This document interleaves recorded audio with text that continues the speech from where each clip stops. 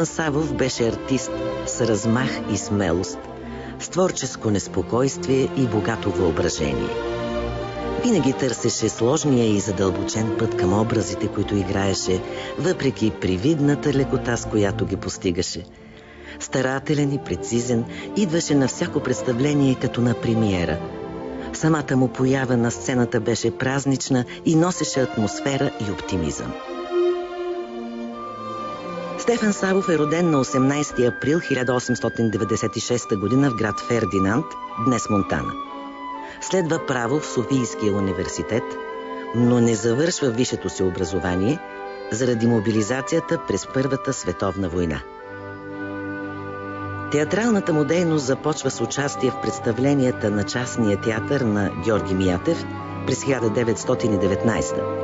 След закриването на театъра постъпва като стажант-актьор в Народния театър и учи в Държавната театрална школа, създадена от Николай Масалитинов през 1926 година.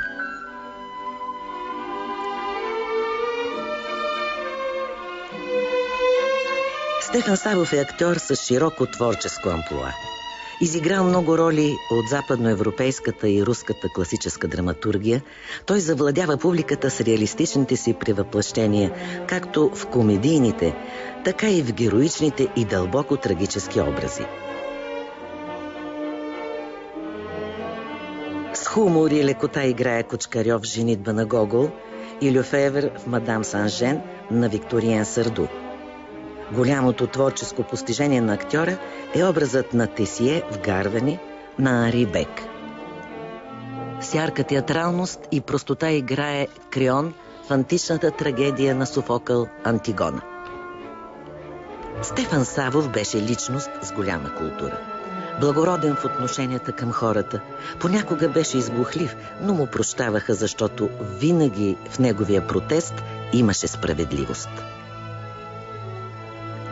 Автор на статии и либрета, Стефан Савов става известен и като писател-драматург. Създава повече от 20 пиеси, по-известните от които са Драгойци, Йовчови ханове, Каратанас, Милена Скопска девойка и Дъщерите на Ефремов. В някои от постановките на своите пиеси в Народния театър той партнира на Кръстю Сарафов, Петя Герганова, Ружа Делчева. След 9 септември 1944 г. Савов създава убедителни и реалистични роли в социалистическата българска драматургия, въпреки схематичността на образите.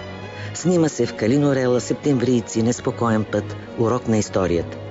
Критиката отбелязва сдържаната игра на Савов пред камерата и точното психологическо разкриване на образа на Витан Лазаров във филма «Тревога» по едноименната пиеса на Орлин Василев.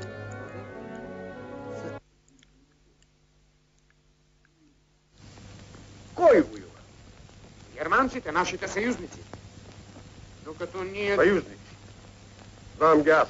От миналата война ги знам. Разбойници. Германците са германци, а Хитлер и Шмехер. Съюзници. Значи ти си с болшевики, да? Аз, драги, не съм с болшевиките. Но аз не съм и с германците. Аз съм българин. Германците ще ни натикат във войната, а болшевиките ще ни вземат къщата и ще ни свалят на улицата. Нека си воюват, това си е тяхна работа.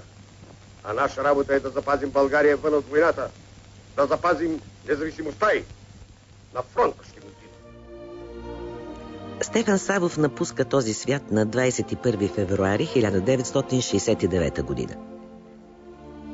Посветил 50 години от живота си на изкуството, Стефан Савов беше от ония големи творци, които създадоха стила и облика на нашия национален театър.